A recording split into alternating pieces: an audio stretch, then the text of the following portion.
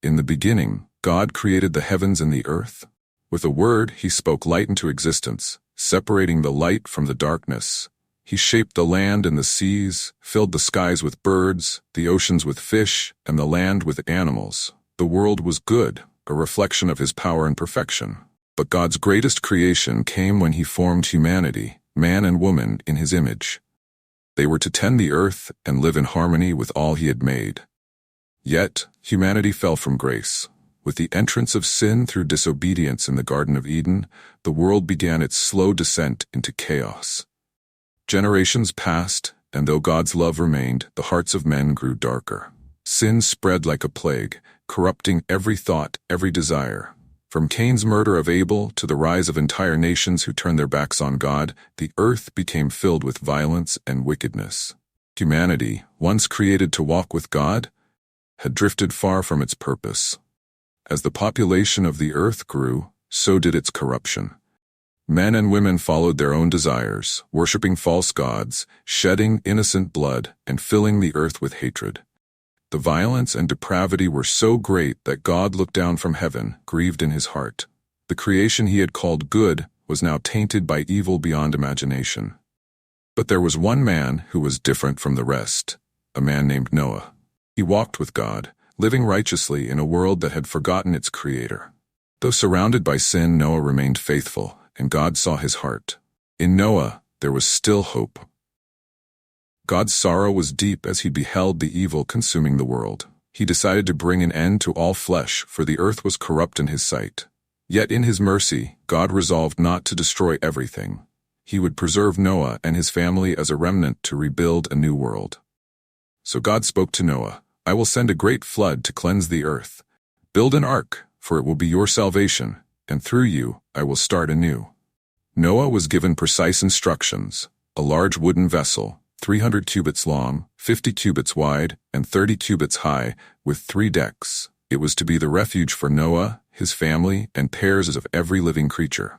Noah, obedient to God, set out to build the ark, even as the people around him continued their lives of sin, unaware of the coming judgment. For years, Noah and his 3 sons, Shem, Ham, and Japheth, worked on the ark. The massive structure rose from the ground, a silent witness to the coming flood. But as they built, the world mocked them. People jeered and laughed. "What flood?" they would say. "Where's the rain? Noah's wasting his time." They could not understand that God's judgment was near. Noah warned them, but their hearts were hardened. They continued in their wickedness, unaware that time was running out. With each swing of the hammer, Noah prayed for mercy, for he knew the day of reckoning was fast approaching. When the ark was finally complete, God commanded Noah to gather pairs of every living creature, 2 of each kind, male and female. From the ferocious lions to the timid rabbits, from the birds of the air to the creeping things of the earth, all came at the appointed time. They were drawn to Noah, guided by the hand of God. The ark, once an empty shell, now teemed with life. Noah's family gathered food for their long journey, and the animals were safely secured in the lower decks. The world outside remained unchanged, still blind to the storm that would soon sweep over them. Then, the final moment arrived. God told Noah and his family, his wife, his sons, and their wives, to enter the ark, and when they were safely inside, God himself shut the door. It was sealed tight, for no man could open what God had closed. Outside, the skies remained calm, and the people went about their daily lives, still mocking Noah. They had no idea that the last opportunity for repentance had passed. Suddenly, the heavens grew dark. The first raindrop fell, then another and another. Soon, the sky opened and rain began to pour. The people watched in confusion as the water quickly began to rise. For 40 days and 40 nights, the rain fell and the earth was flooded. The waters covered everything, from the highest mountains to the deepest valleys.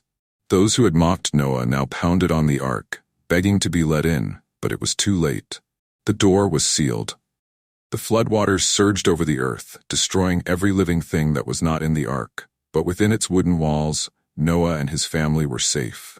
They listened to the howling wind and the crashing waves outside, knowing that God was with them.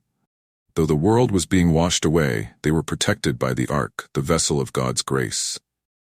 For months, the ark floated on the water, drifting in the silence of a world gone.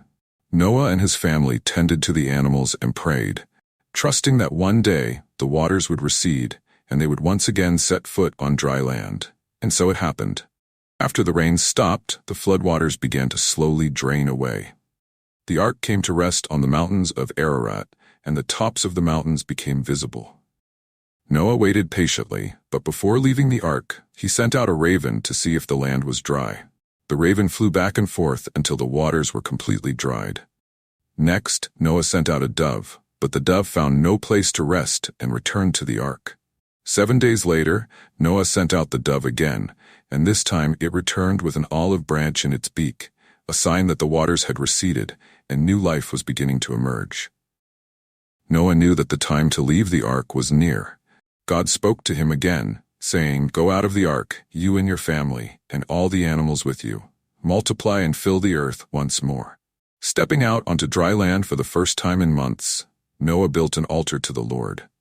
He sacrificed some of the clean animals, giving thanks for their deliverance, and the Lord smelled the pleasing aroma and made a covenant with Noah.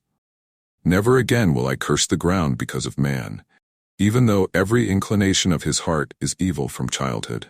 Never again will I destroy all living creatures as I have done." God placed a rainbow in the sky as a sign of this covenant.